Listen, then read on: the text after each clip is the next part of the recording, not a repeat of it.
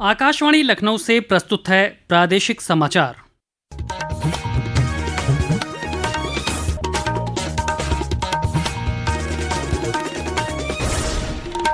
मुख्य समाचार।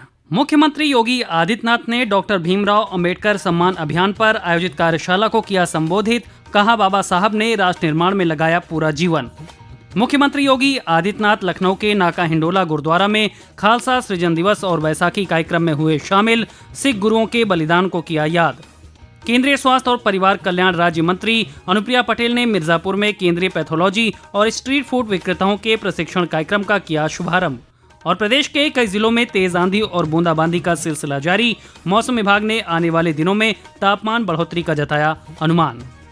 नमस्कार, प्रदेश के समाचारों के साथ मैं शैलेंद्र और अब समाचार विस्तार से। मुख्यमंत्री योगी आदित्यनाथ ने कहा है कि पिछले 10 सालों में भाजपा की केंद्र और राज्य सरकारों ने सभी वर्गों के उत्थान के लिए काम किया है। वो आज लखनऊ में भारत रत्न बाबा साहब डॉक्टर भीमराव अंबेडकर सम्मान अभियान के अंतर्गत आयोजित कार्यशाला को संबोधित कर रहे थे। इस अवसर पर श्री योगी ने डॉक्टर भीमराव अंबेडकर के व्यक्तित्व और आधुनिक भारत के निर्माण में उनके योगदान को याद किया। उन्होंने कहा कि बाबा साहब के जीवन दर्शन और विचारों को आम लोगों तक पहुंचाने के लिए राज्य सरकार सांस्कृतिक केंद्र बनाने जा रही है। लखनऊ में भी बाबा साहब भीमराव अंबेडकर का एक इंटरनेशनल सेंटर और सांस्कृतिक केंद्र की स्थापना, उनका स्मारक और उनका एक सांस्कृतिक केंद्र भी स्थापित कर रहे हैं, जहां पर बाबा साहब भीमराव अंबेडकर के दर्शन पर शोध हो सके, लोग कार्य कर सके। कौन ऐसा महामानव था जिसने अपमान सह करके भी भारत और भारतीयता के लिए पूरा जीवन लगाया? वो कौन महामानव था जिसने देश की बदहाली के खिलाफ आवाज उठाई थी, गरीबों और वंचितों को उनका अधिकार देने का काम किया था? कौन वह महामानव था जिसने तंगहाली में, गरीबी में जीवन यापन करते हुए भी दुनिया की शिक्षा की उच्चतम डिग्री लेकर के भारत को आगे बढ़ने का काम किया था? उधर मुख्यमंत्री ने लखनऊ के नाका हिंडोला गुरुद्वारा में खालसा सृजन दिवस और वैसाखी के उपलक्ष्य में आयोजित कार्यक्रम में शिरकत की।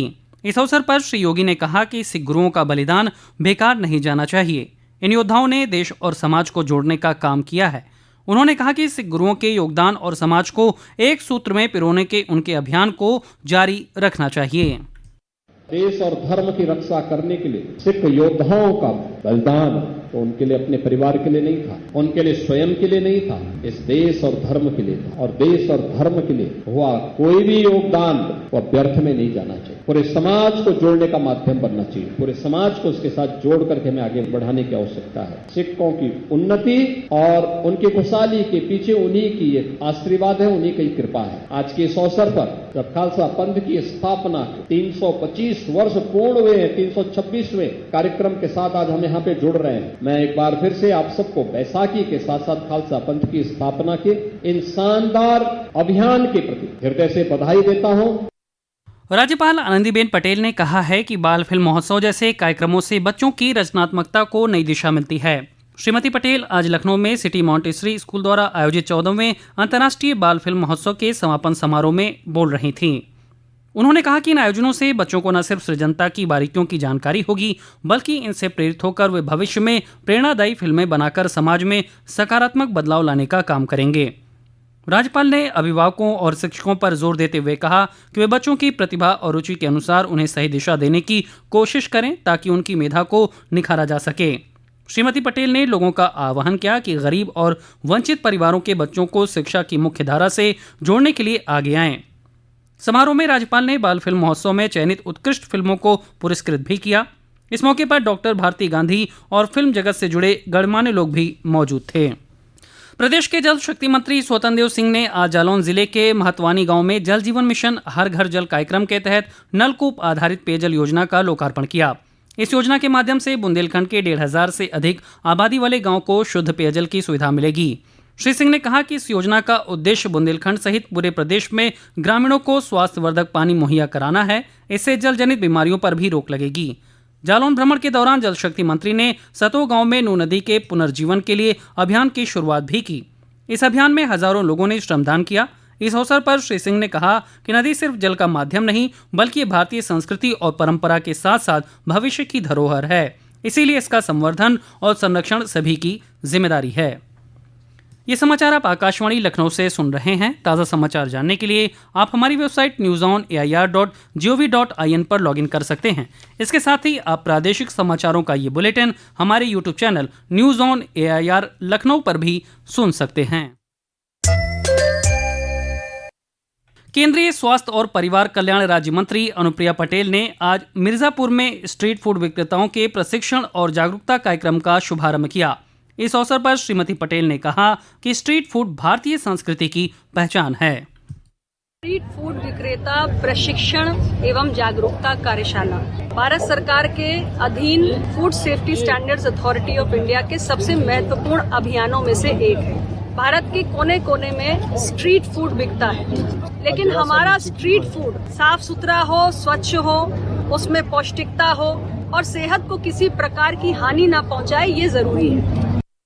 श्री पटेल ने आज यहां केंद्रीय पैथोलॉजी का शुभारंभ भी किया। इस दौरान उन्होंने कहा, इंटीग्रेटेड पब्लिक हेल्थ लेबोरेटरी में 40 से ज्यादा रोगों की जांच अब हो सकेगी।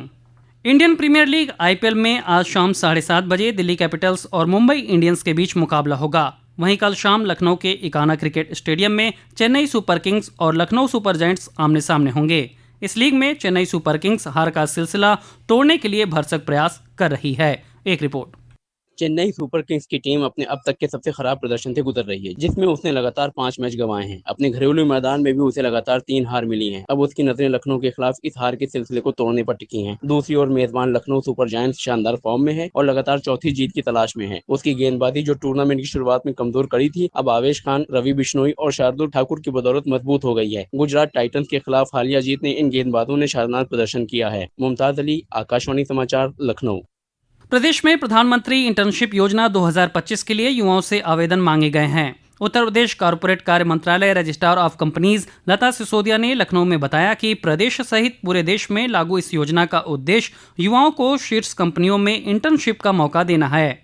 उन्होंने बताया कि इस क्रम में कानपुर, नोएडा और मेरठ में विशेष कार्यक्रमों का आयोजन कराया गया है और अब तक प्रदेश में 20,000 से ज्यादा आवेदन मिल चुके हैं। आवेदन प्रक्रिया और अधिक जानकारी के लिए इच्छुक उम्मीदवार प्रधानमंत्री इंटर्नशिप योजना की आधिकारिक वेबसाइट पर जाकर ऑनलाइन आवेदन कर सकते हैं। लखनऊ निवासी एक ही परिवार के 5 लोगों की राजस्थान के जयपुर में हुए सड़क हादसे में मौत हो गई। मृतकों में 2 महिलाएं और एक बच्चा भी शामिल है। ये दुर्घटना आज सुबह जयपुर जिले के मनोहरपुर दौसा हाईवे पर उस समय हुई जब सामने से आ रहे तेज रफ्तार ट्रक ने कार में जोरदार टक्कर मार दी। राजस्थान पुलिस ने बताया कि ये सभी दर्शन के लिए खाटू श्याम जा रहे थे। प्रदेश के कई भागों में आज मौसम में आए बदलाव से आम जनजीवन प्रभावित रहा। प्रयागराज, वाराणसी, मिर्जापुर, जौनपुर, कौशाम्बी, प्रतापगढ़ और चंदौली सहित कई जिलों में धूल भरी तेज आंधी, बूंदाबांदी और कहीं कहीं बारिश की वजह से जनजीवन पर असर पड़ा। कई इलाकों में खेतों में कटाई के लिए तैयार गेहूं की फसल को नुकसान पहुंचा है। आंचलिक मौसम विज्ञान केंद्र लखनऊ के मौसम वैज्ञानिक अतुल कुमार सिंह ने आकाशवाणी को बताया कि आने वाले दिनों में तापमान में बढ़ोतरी होगी। आगे आने वाले दिनों में पूर्वी उत्तर प्रदेश के सुदूर तराई इलाकों में 1-2 स्थानों पर छिटपुट बूंदाबांदी को छोड़कर प्रदेश में अन्य स्थानों पर मौसम मुख्यतः शुष्क बना रहने की संभावना है। अधिकतम तापमान में आगामी 13 से लेकर 18 अप्रैल के दौरान क्रमिक तौर पर 3 से 5 डिग्री सेल्सियस की बढ़ोतरी होने की संभावना है। और अंत में मुख्य समाचार एक बार फिर। मुख्यमंत्री योगी आदित्यनाथ ने डॉक्टर भीमराव अंबेडकर सम्मान अभियान पर आयोजित कार्यशाला को किया संबोधित। कहा, बाबा साहब ने राष्ट्र निर्माण में लगाया पूरा जीवन।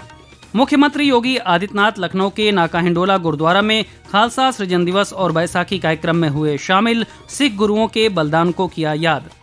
केंद्रीय स्वास्थ्य और परिवार कल्याण राज्य मंत्री अनुप्रिया पटेल ने मिर्जापुर में केंद्रीय पैथोलॉजी और स्ट्रीट फूड विक्रेताओं के प्रशिक्षण कार्यक्रम का किया शुभारंभ।